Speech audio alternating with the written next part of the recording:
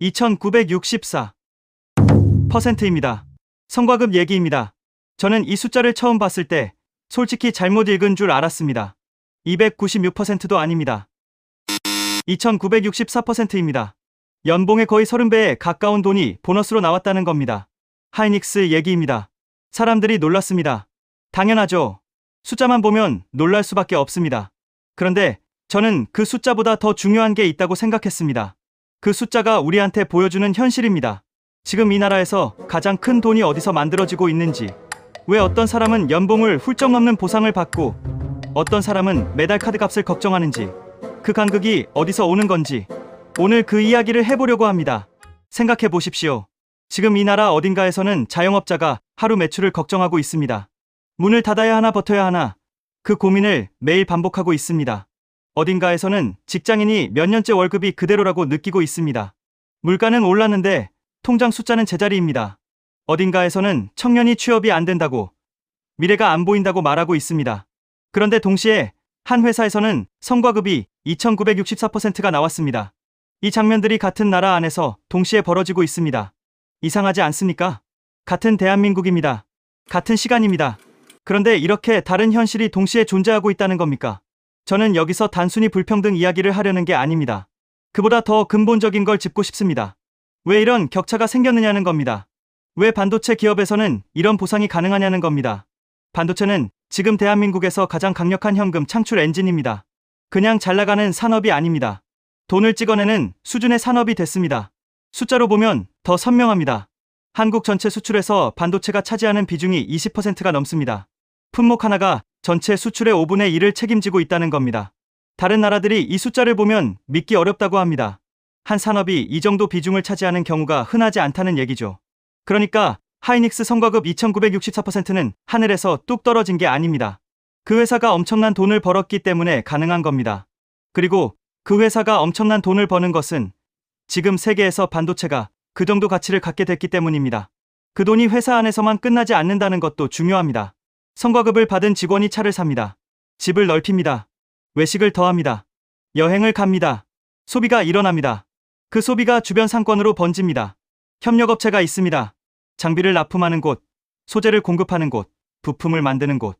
하이닉스가 생산을 늘리면 이 업체들도 주문이 늘어납니다. 고용이 생깁니다. 또 소득이 생깁니다. 이런 식으로 반도체에서 만들어진 돈은 경제 곳곳으로 퍼집니다. 물론 그 파급 효과가 모든 사람한테 균등하게 닿지는 않습니다. 빠르게 닿는 곳이 있고 느리게 닿는 곳이 있습니다. 아예 안 닿는 것처럼 느껴지는 곳도 있습니다. 그 문제는 뒤에서 다시 이야기할 겁니다. 지금 이 장에서 핵심은 하나입니다. 반도체는 한국 경제 전체에서 불을 만들어내는 핵심 엔진이라는 겁니다. 그런데 여기서 의문이 하나 생깁니다. 왜 하필 반도체입니까? 왜 자동차도 아니고 조선도 아니고 철강도 아니고 반도체입니까? 한국이 잘하는 산업이 반도체만 있는 건 아닙니다. 그런데 왜 유독 반도체에서 이렇게 압도적인 성과가 나오는 겁니까? 저는 이걸 이해하려면 반도체 자체를 봐야 한다고 생각합니다. 반도체는 그냥 전자제품 부품이 아닙니다. 지금 이 순간 세계에서 가장 뜨겁게 달아오르고 있는 기술 흐름과 정확히 맞물려 있습니다. 인공지능입니다. AI가 커지면서 반도체 수요는 폭발적으로 늘었습니다. 그리고 그 AI를 실제로 돌리려면 특별한 종류의 반도체가 필요합니다. 아무 반도체나 되는 게 아닙니다. 그 특별한 반도체를 만들 수 있는 나라가 많지 않습니다. 그리고 한국이 그 자리에 있습니다. 저는 이 부분이 진짜 중요하다고 생각합니다. 하이닉스 성과급 2964%는 단순히 한 회사가 잘 됐다는 이야기가 아닙니다. 그 숫자는 지금 대한민국이 세계 기술 지형에서 어디에 서 있는지를 보여주는 신호입니다. AI 시대가 본격적으로 열리면서 누군가는 엄청난 기회를 잡고 있습니다. 그리고 한국의 반도체 기업들이 그 기회의 한가운데 서 있습니다. 물론 이게 언제까지 계속될 거라는 보장은 없습니다. 경쟁은 치열하고 리스크도 있습니다. 그 이야기도 뒤에서 할 겁니다. 하지만 지금 이 순간 반도체는 한국에서 가장 강한 부의 창출 엔진이고 그 엔진이 AI라는 연료를 만나 더 빠르게 돌아가고 있다는 건 사실입니다. 그렇다면 질문이 하나 더 생깁니다. 그 AI 시대의 반도체가 왜 이렇게 중요한 겁니까? 우리가 쓰는 챗GPT, 그 뒤에서 실제로 무슨 일이 벌어지고 있는 겁니까? 왜 세계 최고 기업들이 한국 반도체를 그렇게 원하는 겁니까? 그리고 왜 하이닉스가 그 중심에 있는 겁니까? 반도체 수출이 살아났습니다. 한국 경제 회복 기대가 커졌습니다. 뉴스에서 이런 말이 나올 때마다 저는 생각합니다. 왜 늘 이 순서일까요? 왜 한국 경제 이야기를 할 때 반도체가 먼저 나올까요? 왜 반도체가 흔들리면 경제 전체가 흔들린다는 말이 나올까요? 우연이 아닙니다. 뉴스를 오래 보신 분들은 느끼실 겁니다. 한국 경제 뉴스에는 반복되는 장면이 있습니다. 반도체 업황이 좋아졌다. 수출이 반등했다. 경기 회복, 기대감이 커졌다. 반도체 가격이 떨어졌다. 수출이 꺾였다. 성장률 전망이 흐려졌다. 이 두 장면이 번갈아 나옵니다. 마치 반도체와 한국 경제가 하나의 줄로 연결된 것처럼 움직입니다. 실제로 그렇습니다. 한국에서 반도체는 수출 품목 하나가 아닙니다. 그냥 잘 팔리는 상품이 아니라는 겁니다. 무역 수지, 기업 실적, 투자 심리, 주식시장, 외국인 자금 흐름까지 이 모든 것이 반도체와 연결돼 있습니다. 반도체 하나가 이렇게 많은 것을 흔든다는 게 믿기십니까? 숫자로 보면 더 실감이 납니다. 한국 전체 수출에서 반도체가 차지하는 비중이 20%를 넘습니다. 품목 하나가 전체 수출의 5분의 1을 책임지고 있는 겁니다. 비교를 해보면 더 선명해집니다. 자동차가 있습니다. 한국이 세계 시장에서 당당히 경쟁하는 산업이죠. 석유화학도 있습니다. 조선도 있습니다. 이 산업들이 모두 중요합니다. 다 합쳐도 중요한 산업들입니다. 그런데 반도체 하나의 비중이 이 산업들보다 훨씬 큽니다. 이게 무엇을 의미하는지 아시겠습니까? 반도체가 흔들리면 수출 전체가 흔들립니다. 수출이 흔들리면 무역 수지가 흔들립니다. 무역 수지가 흔들리면 원화 가치가 흔들립니다.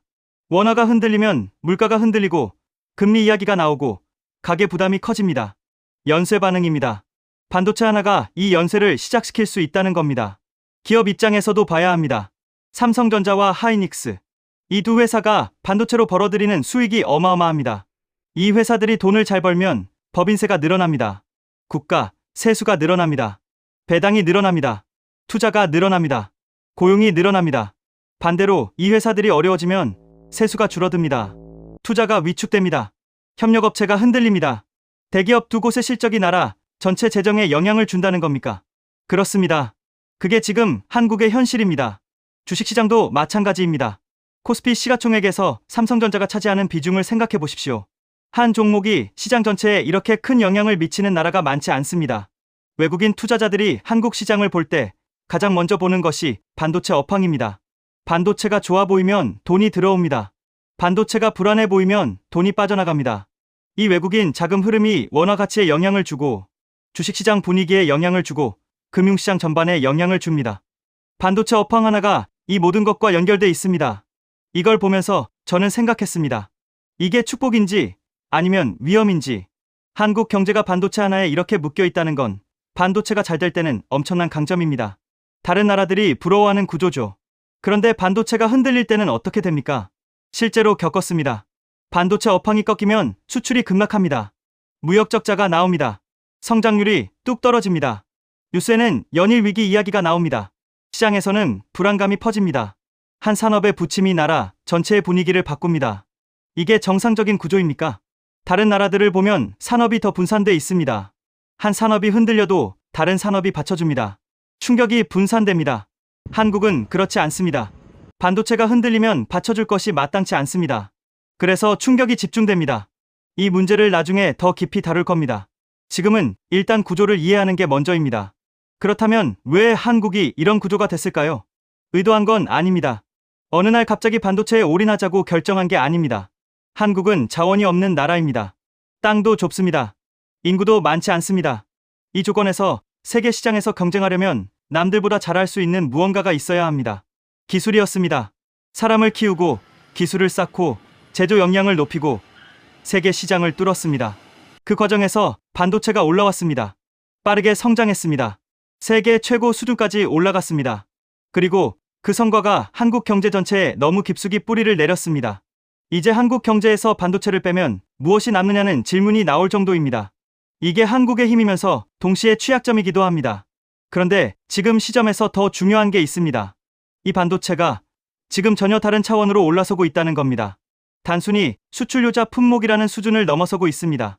경제 엔진을 넘어서고 있습니다. AI 시대가 열리면서 반도체의 위치가 달라졌습니다.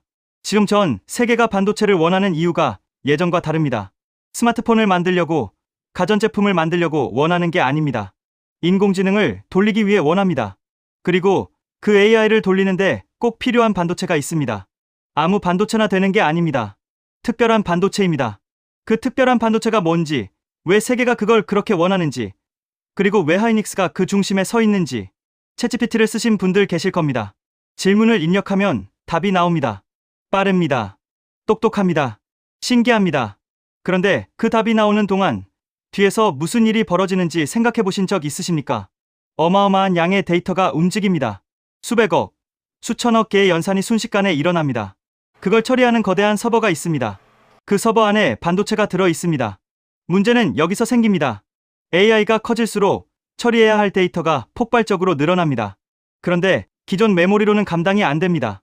데이터가 지나가는 길이 너무 좁습니다. 아무리 빠른 연산 칩이 있어도 데이터가 제때 공급되지 않으면 병목이 생깁니다. 이걸 해결하기 위해 나온 것이 바로 HBM입니다. 고대역 폭 메모리입니다. 쉽게 말하면 이렇습니다. 기존 메모리가 왕복 2차선 도로라면 HBM은 왕복 16차선 고속도로입니다. 한꺼번에 훨씬 많은 데이터를 빠르게 보낼 수 있습니다. 구조도 다릅니다. 메모리를 층층이 수직으로 쌓습니다. 그 안을 관통하는 미세한 통로로 데이터를 오가게 만듭니다. 공간은 줄이고 속도는 높이고 전력 소모는 낮춥니다. AI 시대에 딱 맞는 구조입니다. 그래서 지금 엔비디아 같은 회사들이 HBM을 그렇게 원하는 겁니다. 아무리 좋은 AI 칩을 만들어도 HBM 없이는 제 성능이 안 나옵니다. HBM이 없으면 AI가 제대로 달릴 수가 없습니다. 그 HBM을 세계에서 가장 잘 만드는 곳이 어디입니까? 하이닉스입니다. 성과급 2964%. 그 숫자의 배경이 여기 있습니다. 운이 좋아서가 아닙니다. AI 시대의 핵심 길목을 먼저 차지했기 때문입니다. 이 자리가 얼마나 중요한 자리인지 알아보겠습니다. 하이닉스가 돈을 많이 벌었습니다. 그 결과가 성과급 2964%로 나왔습니다. 그런데 왜 하이닉스가 이렇게 돈을 벌었느냐? 이걸 제대로 이해하려면 HBM이 어떤 시장에서 팔리는 물건인지를 알아야 합니다. HBM은 일반 소비자한테 팔리는 물건이 아닙니다. 스마트폰에 들어가는 메모리가 아닙니다. 노트북에 들어가는 램도 아닙니다. 엔비디아 같은 회사가 삽니다. 엔비디아가 만드는 AI 반도체, GPU 안에 들어갑니다. 그리고 그 GPU가 전 세계 데이터 센터에 들어갑니다.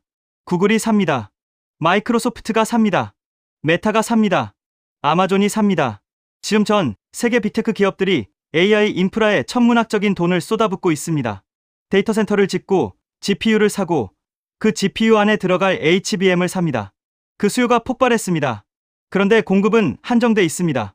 HBM은 아무나 만들 수 있는 물건이 아닙니다. 메모리를 수직으로 쌓는 기술, 그 안에 미세한 통로를 만드는 기술, 발열을 잡는 기술, 수율을 높이는 기술, 이 모든 것이 맞아야 합니다. 수십 년 쌓인 제조 역량이 없으면 따라올 수 없습니다. 경쟁자가 없는 건 아닙니다. 삼성전자도 만들고 있습니다. 미국의 마이크론도 뛰어들었습니다. 그런데 지금 시점에서 가장 앞서 있는 곳이 하이닉스라는 건 시장이 인정하고 있습니다. 엔비디아가 하이닉스 HBM을 먼저 선택했습니다. 그게 시장의 답입니다. 수요는 폭발했고 만들 수 있는 곳은 한정됐습니다. 이 구조에서 무슨 일이 벌어집니까? 가격이 올라갑니다. 일반 메모리랑 비교가 안 됩니다. HBM은 같은 용량의 일반 메모리보다 몇 배 비쌉니다. 고부가 가치 제품입니다. 팔면 팔수록 수익률이 높습니다. 그러니까 하이닉스 입장에서는 HBM 하나 팔 때와 일반 메모리 하나 팔 때가 완전히 다른 게임입니다. 매출도 다르고 이익도 다르고 회사에 남는 돈이 다릅니다. 그 이익이 쌓였습니다. 분기마다 쌓였습니다. 그게 연간으로 보면 어마어마한 숫자가 됩니다. 그리고 그 숫자의 일부가 직원들한테 돌아간 겁니다. 2964%. 이 숫자가 우연입니까? 과한 잔치입니까? 저는 그렇게 보지 않습니다. 그건 AI 시대 가장 뜨거운 길목을 먼저 차지한 회사가 거둔 결과입니다. 그리고 그 결과를 만들어낸 사람들이 받은 보상입니다. 여기서 중요한 걸 짚어야 합니다. 하이닉스가 HBM에서 이 자리를 차지한 게 어느 날 갑자기 된 일이 아닙니다. HBM 개발이 처음 시작된 게 꽤 됐습니다. 시장이 관심을 갖기 훨씬 전부터 연구하고 투자했습니다. 그때는 이게 이렇게 될 줄 아무도 몰랐습니다. AI가 이렇게 빠르게 커질 줄도 몰랐습니다.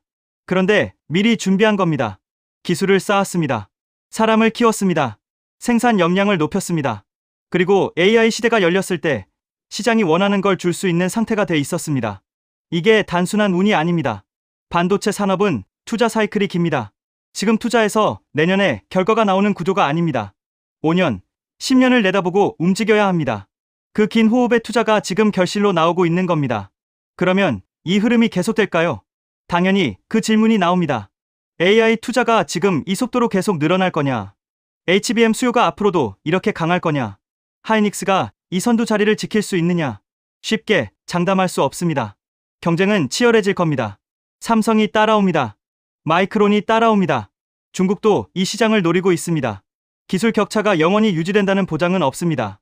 AI 투자 사이클이 꺾이면 수요도 줄 수 있습니다.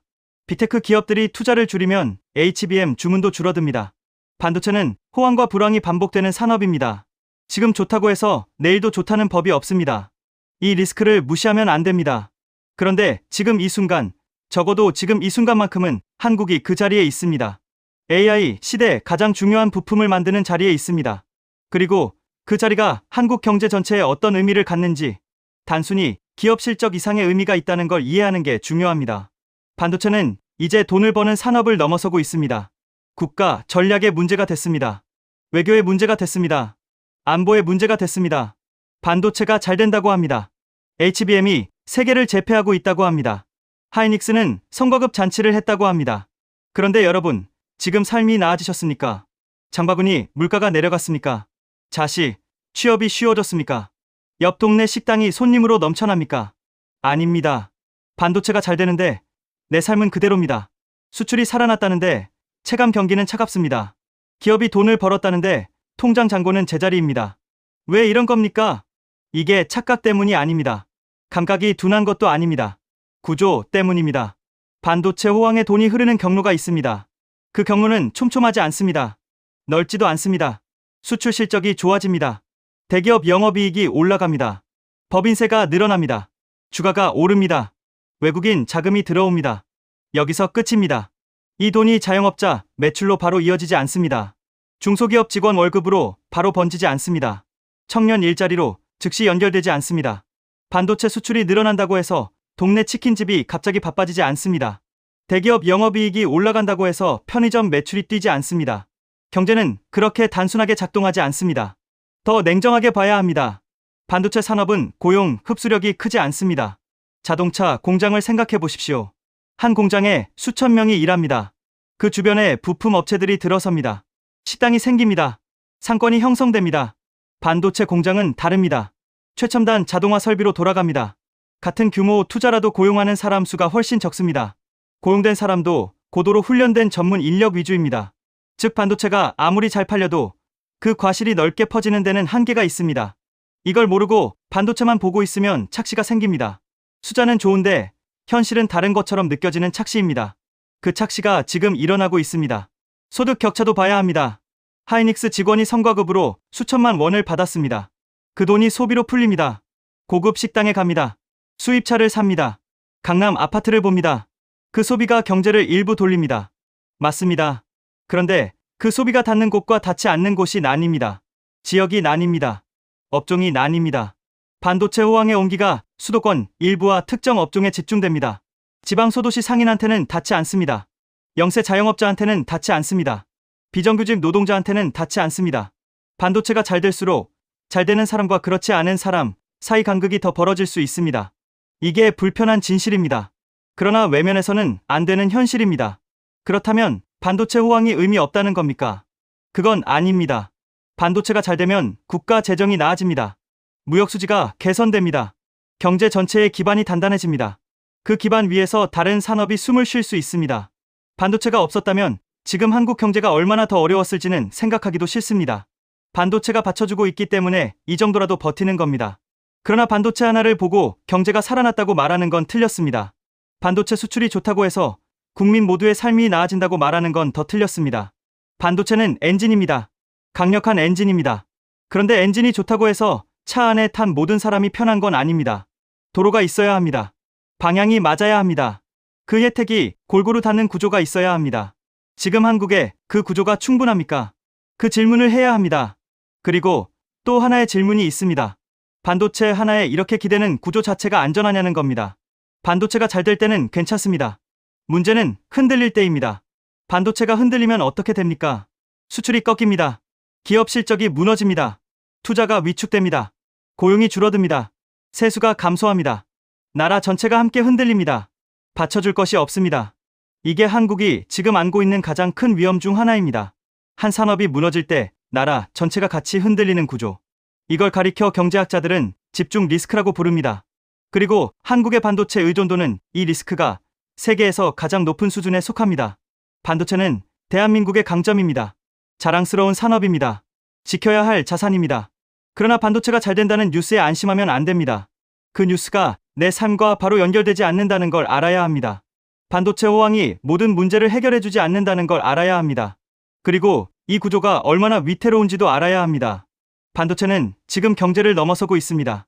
외교입니다. 안보입니다. 국가 생존의 문제가 됐습니다. 2022년 10월 미국이 선언을 했습니다. 중국에 첨단 반도체를 팔지 마라. 반도체 장비도 팔지 마라. 관련 기술도 넘기지 마라. 법이 아닙니다. 전쟁 선포에 가깝습니다. 반도체 하나를 두고 세계 최강국이 이런 선언을 했다는 겁니까? 총 한 발 안 쐈습니다. 군대가 움직인 것도 아닙니다. 그런데 전 세계가 긴장했습니다. 왜 그랬겠습니까? 반도체가 더 이상 산업의 문제가 아니기 때문입니다. 국가 권력의 문제가 됐기 때문입니다. 생각해 보십시오. 지금 세상에서 첨단 반도체 없이 돌아가는 것이 무엇입니까? 전투기가 날아가려면 반도체가 필요합니다. 미사일이 목표물을 찾으려면 반도체가 필요합니다. 군사 위성이 작동하려면 반도체가 필요합니다. 핵무기 통제 시스템에도 반도체가 들어갑니다. 사이버 전쟁 무기에도 들어갑니다. 첨단 반도체를 만들 수 없는 나라는 최첨단 무기도 만들 수 없습니다. 미국이 중국을 막으려 한 것은 바로 이것입니다. 중국이 군사력을 키우는데 필요한 핵심 부품을 끊어버린 겁니다. 반도체 하나를 막는 것이 군사력 전체를 묶는 효과를 낼 수 있다는 겁니다. 이게 반도체가 안보 자산이 된 이유입니다. 미국만이 아닙니다. 유럽이 반도체 공장을 자국 땅에 유치하기 위해 천문학적인 보조금을 풀었습니다. 일본이 수십 년 만에 반도체 산업 부활을 국가 전략으로 내걸었습니다. 중국이 반도체 자립을 위해 수백조 원을 쏟아붓고 있습니다. 왜 이 나라들이 이렇게까지 합니까? 반도체가 없으면 미래가 없다는 걸 알기 때문입니다. AI 시대, 자율주행 시대, 로봇 시대, 이 모든 미래의 열쇠가 반도체에 달려있기 때문입니다. 그러니까 반도체를 가진 나라와 그렇지 않은 나라 사이에는 단순한 기술 격차가 아니라 국가 미래 자체의 격차가 생깁니다. 반도체를 가졌느냐 못 가졌느냐가 앞으로 그 나라가 세계 무대에서 발언권을 가질 수 있느냐 없느냐를 결정한다는 겁니다. 그렇다면 한국은 어디에 있습니까? 세계 최고 수준의 메모리 반도체 기술을 가진 나라입니다. HBM을 가장 잘 만드는 나라입니다. 반도체 제조 역량에서 손꼽히는 나라입니다. 이게 단순한 산업 경쟁력이 아닙니다. 미국이 한국을 필요로 합니다. 공급망을 재편하면서 믿을 수 있는 반도체 파트너가 필요한데 한국이 그 자리에 있습니다. 삼성과 하이닉스 없이는 미국의 AI 전략도 군사 전략도 차질이 생깁니다. 이게 무엇을 의미합니까? 한국이 반도체를 가졌다는 것은 미국과의 협상에서, 중국과의 관계에서, 일본과의 관계에서, 유럽과의 관계에서 한국이 쉽게 무시당하지 않을 수 있다는 겁니다. 반도체가 외교 카드가 된 겁니다. 작은 나라가 강대국들 사이에서 목소리를 낼 수 있는 가장 강력한 무기 중 하나가 됐다는 겁니다. 그런데 여기서 냉정하게 봐야 합니다. 이 외교 카드가 양날의 검이라는 겁니다. 미국이 한국한테 요구합니다. 중국에 첨단 반도체 장비 팔지 마라. 중국 공장 투자 줄여라. 우리 편에 서라. 중국이 한국한테 압박합니다. 우리 시장 포기할 거냐? 우리를 적으로 돌릴 거냐? 한국은 그 사이에 끼어 있습니다. 반도체 때문에 중요한 나라가 됐습니다. 그런데 반도체 때문에 강대국들의 압박을 동시에 받고 있습니다. 중요한 나라가 됐다는 것이 편해졌다는 뜻이 아닙니다. 오히려 더 어려운 선택을 강요받는 처지가 됐다는 겁니다. 이게 반도체 안보의 불편한 현실입니다. 그럼에도 불구하고 한 가지는 분명합니다. 반도체가 없었다면 어땠겠습니까? 강대국들이 한국한테 이렇게까지 신경을 쓰겠습니까? 미국 대통령이 한국 반도체 기업 최고 경영자를 백악관으로 부르겠습니까? 전 세계가 한국 반도체 공장 소식에 주목하겠습니까? 반도체가 있기 때문에 한국이 이 게임에 참여할 수 있는 겁니다. 반도체가 있기 때문에 한국이 그냥 끌려다니지 않을 수 있는 겁니다. 자원 없고 땅 좁고 인구 많지 않은 나라가 세계 기술 질서의 한가운데 서 있는 이유가 바로 이것입니다. 반도체를 지키는 일은 기업을 지키는 일이 아닙니다. 한국이 세계 무대에서 발언권을 지키는 일입니다. 한국이 강대국 사이에서 밀려나지 않을 힘을 지키는 일입니다. 그렇다면 지금 한국은 이 반도체를 제대로 지키고 있습니까? 앞으로도 이 자리를 유지할 수 있습니까? 용인 클러스터, 국가 반도체 전략, 인재 육성. 한국이 이 산업을 위해 무엇을 하고 있는지, 그리고 무엇이 아직 부족한지 지도를 한번 펼쳐보십시오. 경기도 용인입니다. 여기에 지금 인류 역사상 가장 큰 반도체 클러스터가 들어서고 있습니다. 삼성전자가 주도합니다. 총 투자 규모가 300조 원을 넘습니다. 300조 원입니다. 숫자가 너무 커서 실감이 잘 안 되죠. 한국 정부 1년 예산이 600조 원 남짓입니다. 그 절반에 가까운 돈이 반도체 단지 하나에 투입되는 겁니다. 민간 기업이 주도하지만 국가가 총력 지원합니다. 도로를 깔고 전력망을 놓고 용수를 공급하고 규제를 풀고 세금 혜택을 줍니다. 이게 공장 짓는 사업입니까? 아닙니다. 앞으로 20년, 30년 한국이 세계 어디에 서 있을지를 결정하는 프로젝트입니다. 왜 이렇게까지 합니까? 답은 단순합니다. 한국한테 선택지가 많지 않기 때문입니다. 자원이 없습니다. 석유가 나오지 않습니다. 천연가스가 없습니다. 광물 자원이 풍부하지 않습니다. 내수 시장도 작습니다. 인구가 5천만 명입니다. 세계 시장에서 내수만으로 버틸 수 있는 규모가 아닙니다. 땅도 좁습니다. 농업으로 먹고 살 수 없습니다. 이 조건에서 세계와 경쟁하려면 남들보다 압도적으로 잘할 수 있는 무언가가 있어야 합니다. 그게 반도체입니다. 수십 년을 갈아 넣어서 여기까지 올라왔습니다. 세계 최고 수준의 기술력을 만들었습니다. 지금 그 자리를 놓치면 다시 올라오는데 얼마나 걸릴지 아무도 모릅니다. 아니, 다시 올라올 수 있다는 보장 자체가 없습니다. 그러니까 용인 클러스터는 선택이 아닙니다. 살아남기 위한 전략입니다. 반도체 산업의 특성을 알아야 이게 이해됩니다. 반도체는 멈추면 죽습니다. 자전거와 같습니다. 페달을 계속 밟아야 넘어지지 않습니다. 잠깐 멈추면 그 사이 경쟁자가 치고 올라옵니다. 기술이 뒤처집니다. 고객이 떠납니다. 한번 밀리면 되돌아오기가 극히 어렵습니다. 설비 투자가 끊임없이 필요합니다. 최신 공정을 유지하려면 수조 원짜리 장비를 계속 사야 합니다. 연구개발에 돈을 쏟아야 합니다. 인재를 확보해야 합니다. 잠깐이라도 투자가 멈추면 기술 격차가 벌어집니다. 삼성전자가 어려운 시기에도 반도체 투자를 멈추지 않은 이유가 이겁니다. 돈이 남아서가 아닙니다. 멈추는 순간 경쟁에서 이탈하기 때문입니다. 국가가 뒷받침해줘야 하는 이유도 이겁니다. 민간 기업 혼자 감당하기에는 규모가 너무 큽니다. 리스크가 너무 큽니다. 국가가 함께 움직여야 합니다. 경쟁자들을 봐야 합니다. 미국이 반도체법을 만들었습니다. 자국 내 반도체 공장을 짓는 기업한테 수십조 원의 보조금을 줍니다. 인텔이 공장을 짓습니다. 대만의 TSMC가 미국 땅에 공장을 세웠습니다. 미국이 반도체 제조를 자국으로 가져오려고 국가 차원에서 움직이고 있습니다. 일본이 움직였습니다. 구마모토에 TSMC 공장을 유치했습니다. 일본 정부가 보조금을 수조 원 넣었습니다. 30년 동안 반도체에서 뒤처졌던 일본이 다시 반도체를 국가 전략의 중심으로 세웠습니다. 유럽도 마찬가지입니다. 유럽 반도체법을 만들었습니다.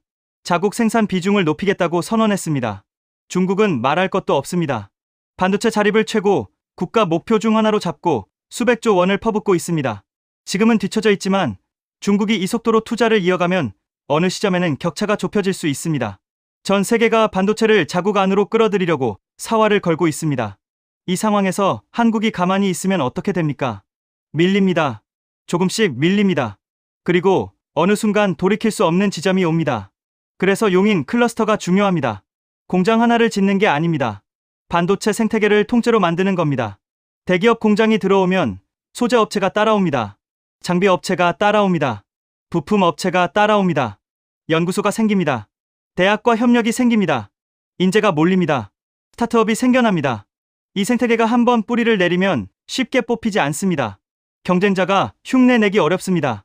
그 자체가 강력한 경쟁 우위가 됩니다. 대만의 신주를 보십시오. TSMC를 중심으로 반도체 생태계가 수십 년 쌓였습니다. 지금 전 세계가 그 생태계를 대체하려고 해도 쉽지 않습니다. 그 생태계 자체가 대만의 가장 강력한 생존 카드가 됐습니다. 한국이 용인에서 만들려는 것이 바로 이겁니다. 그러나 현실은 만만하지 않습니다. 전력이 문제입니다. 반도체 공장은 전기를 엄청나게 씁니다. 용인 클러스터가 완성되면 필요한 전력이 어마어마합니다. 지금 한국 전력망으로 감당할 수 있느냐는 질문이 나옵니다. 용수도 문제입니다. 반도체 공정에는 엄청난 양의 초순수 물이 필요합니다. 그 물을 어디서 어떻게 공급하느냐가 현실적인 과제입니다. 인재도 문제입니다. 반도체 고급 인력이 부족합니다. 키우는데 시간이 걸립니다. 해외로 빠져나가는 인재도 있습니다. 중국이 한국 반도체 엔지니어들을 공격적으로 스카우트하고 있다는 건 이미 알려진 사실입니다. 규제도 문제입니다. 공장 하나 짓는데 인허가가 너무 오래 걸린다는 기업들의 목소리가 오래됐습니다. 속도가 중요한 싸움에서 행정 지연은 치명적입니다. 이 과제들을 해결하지 못하면 아무리 좋은 계획도 계획으로 끝납니다. 한국이 이 싸움에서 이기려면 무엇이 필요합니까? 기술입니다. 사람입니다. 그리고 흔들리지 않는 의지입니다. 반도체 산업은 10년을 내다보는 싸움입니다. 정권이 바뀔 때마다 전략이 바뀌면 안 됩니다. 단기 성과에 흔들려서도 안 됩니다. 지금 당장 돈이 안 된다고 포기해서도 안 됩니다. 세계는 지금 반도체를 두고 총성 없는 전쟁을 벌이고 있습니다. 그 전쟁에서 한국이 싸우고 있습니다. 물러설 곳이 없습니다. 이길 때까지 버텨야 하는 싸움입니다. 그런데 이 싸움을 이기는 것만으로 충분합니까? 반도체를 지키는 것, 그것이 한국의 최종 목표입니까? 아닙니다.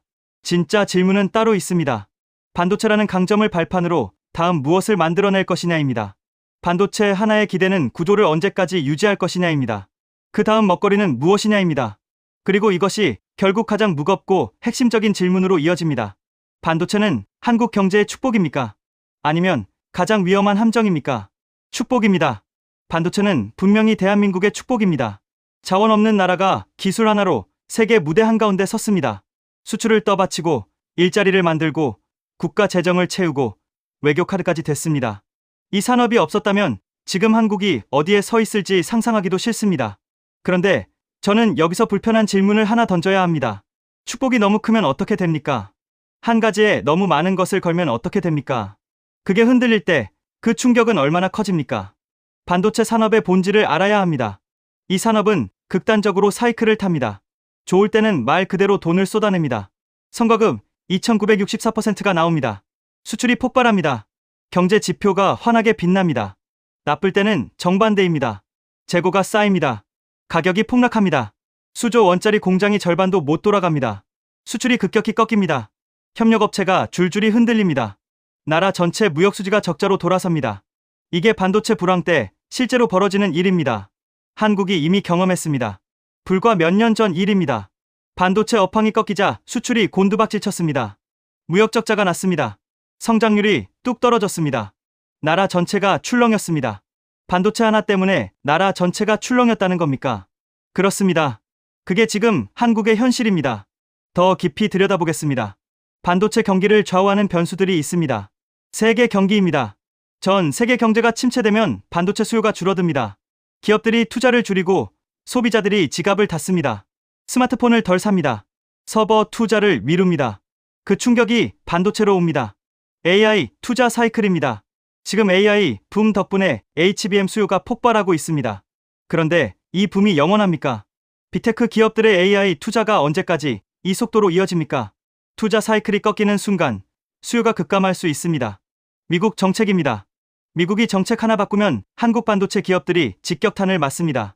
대중국 수출 규제가 강화되면 중국 시장을 잃습니다. 보조금 정책이 바뀌면 투자 계획이 흔들립니다. 한국 기업들이 통제할 수 없는 변수가 너무 많습니다. 중국의 추격입니다. 지금 당장은 기술 격차가 있습니다. 그런데 중국이 수백조 원을 쏟아붓고 있습니다.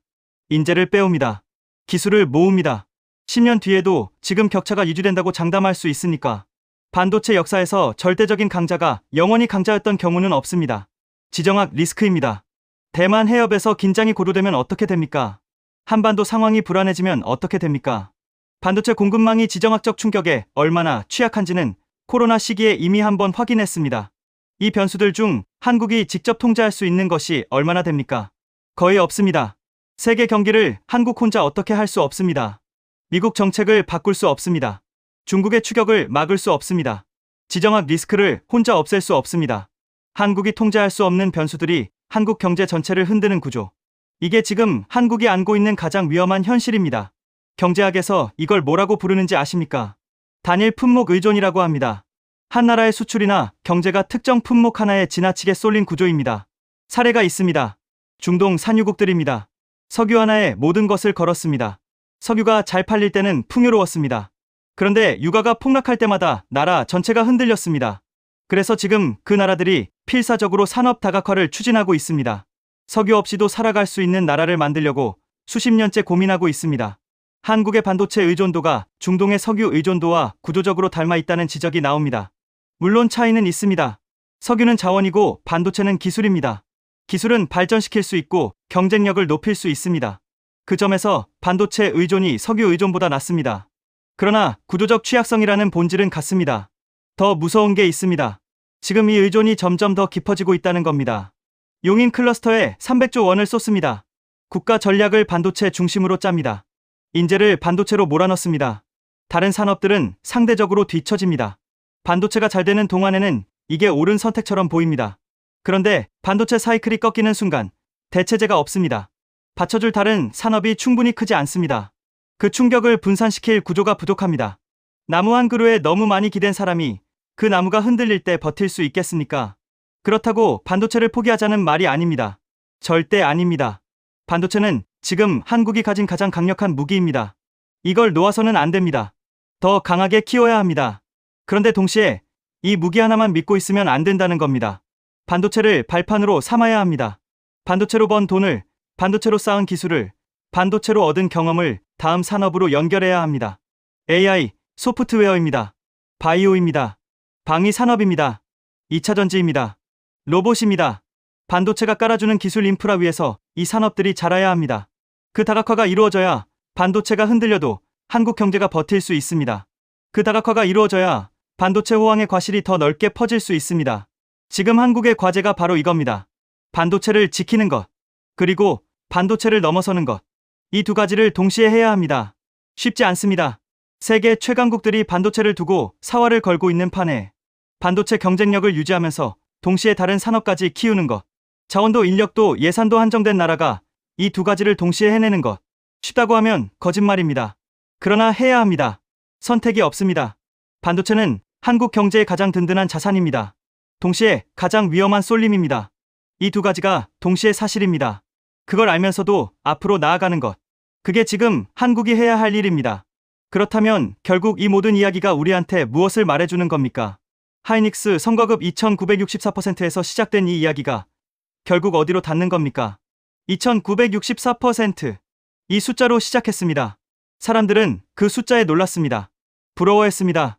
혹은 씁쓸해했습니다. 반응은 달랐지만 모두가 그 숫자를 봤습니다. 그런데 저는 이 영상 내내 한 가지를 말하고 싶었습니다. 그 숫자 뒤에 있는 것을 보자는 겁니다. 우리가 함께 봤습니다. 성과급 2964%는 한 회사의 잔치가 아니었습니다. 지금 대한민국에서 가장 큰 부가 어디서 만들어지고 있는지를 보여주는 신호였습니다. 반도체가 한국 경제 전체를 흔드는 중심축이라는 것을 봤습니다. 수출을 떠받치고 무역 수지를 결정하고 주식시장을 움직이고 성장률에 직접 영향을 주는 산업이라는 것을 봤습니다. AI 시대가 열리면서 반도체의 위상이 완전히 달라졌다는 것도 봤습니다. HBM이 없으면 AI가 제대로 작동하지 않는다는 것을, 그 HBM을 세계에서 가장 잘 만드는 곳이 하이닉스라는 것을, 그 자리를 차지하기까지 수십 년의 투자와 기술 축적이 있었다는 것을, 반도체 호황이 모든 사람의 삶을 즉시 바꿔주지 않는다는 불편한 현실도 봤습니다. 수출 지표가 좋아도 체감 경기가 다른 이유가 있다는 것을, 그 과실이 아직 충분히 넓게 퍼지지 않고 있다는 것을, 반도체가 이제 산업을 넘어 국가 안보이자 외교 카드가 됐다는 것도 봤습니다. 미국이 중국을 반도체로 막는 시대에 한국이 그 기술을 가졌다는 것이 얼마나 큰 무기인지를, 그리고 그 무기가 동시에 가장 위험한 쏠림이 될 수 있다는 것도 봤습니다. 반도체 하나에 너무 많은 것을 걸었을 때 그것이 흔들리면 나라 전체가 함께 흔들린다는 것을, 저는 이 모든 것을 보면서 한 가지 생각이 머릿속을 떠나지 않았습니다. 대한민국이라는 나라가 정말 대단하다는 겁니다. 자원이 없었습니다. 땅이 좁았습니다. 전쟁으로 모든 것이 무너진 나라였습니다. 그 나라가 반세기 만에 세계 반도체 기술의 정점에 올라섰습니다. 전 세계 빅테크 기업들이 한국 반도체 없이는 AI를 돌릴 수 없는 상황이 됐습니다. 미국 대통령이 한국 기업을 필요로 하는 시대가 됐습니다. 이게 저절로 된 겁니까? 아닙니다. 공장에서 밤을 새운 사람들이 있었습니다. 불량 하나를 잡기 위해 몇 날 며칠을 매달린 엔지니어들이 있었습니다. 아무도 가르쳐주지 않는 기술을 스스로 만들어낸 연구자들이 있었습니다. 될지 안 될지 모르는 사업에 전 재산을 건 경영자들이 있었습니다. 그 사람들이 쌓아 올린 겁니다. 한층 한층 쌓아 올린 겁니다. 2964%는 그 쌓임의 결과입니다. 그러나 지금 우리가 멈춰 있으면 안 됩니다. 지금 이 자리가 정점이 아닙니다. 지금 이 자리는 다음을 위한 발판입니다. 세계는 멈추지 않습니다. 중국이 따라오고 있습니다. 미국이 반도체를 자국으로 가져가려 합니다. 일본이 다시 일어서고 있습니다. 기술은 계속 바뀝니다. 시장은 계속 움직입니다. 지금 잘하고 있다고 해서 내일도 잘할 수 있다는 보장은 없습니다. 그래서 반도체를 지키는 싸움은 끝나지 않습니다. 지금 이 순간에도 계속되고 있습니다. 용인 클러스터가 올라가고 있습니다. 연구소에서 다음 세대 기술을 개발하고 있습니다. 대학교에서 반도체를 공부하는 학생들이 있습니다. 그 학생들이 10년 뒤 이 산업을 이끌 사람들입니다. 이 흐름이 이어져야 합니다. 흔들리지 않아야 합니다. 그리고 반도체를 넘어서는 싸움도 시작해야 합니다. 반도체가 강하다는 것에 안심하면 안 됩니다. 반도체 호황의 온기가 더 넓게 퍼지는 구조를 만들어야 합니다. 반도체로 쌓은 기술과 자본이 다음 산업으로 흘러야 합니다. AI, 소프트웨어, 바이오, 방위 산업, 로봇, 미래 에너지. 반도체가 깔아놓은 기술 기반 위에서 이 산업들이 자라야 합니다. 그래야 반도체 하나가 흔들려도 버틸 수 있는 경제가 됩니다. 그래야 반도체 호황이 더 많은 사람들의 삶으로 닿을 수 있습니다. 마지막으로 한 가지만 말씀드리겠습니다. 반도체를 보는 일은 결국 한국의 미래를 보는 일입니다. 반도체가 잘 되면 한국이 잘 나아가고 있다는 신호입니다. 반도체가 흔들리면 한국이 점검해야 한다는 신호입니다. 그리고 반도체 하나에 너무 많이 기대고 있다면 그 다음을 준비해야 한다는 신호입니다. 성과급 2964%. 이 숫자는 자랑이기도 하고 경고이기도 합니다. 자랑인 이유는 분명합니다. 아무것도 없던 나라가 세계 최고의 기술력을 만들어냈기 때문입니다. 경고인 이유도 분명합니다. 이 하나에 너무 많은 것이 걸려있기 때문입니다. 그 두 가지를 동시에 알고 앞으로 나아가는 것. 그게 지금 대한민국이 해야 할 일입니다. 반도체는 대한민국의 무기입니다. 그 무기를 더 날카롭게 갈면서 동시에 그 무기에만 기대지 않을 힘을 키우는 것. 그게 이 나라의 다음 과제입니다. 우리가 해냈습니다. 또 해낼 수 있습니다.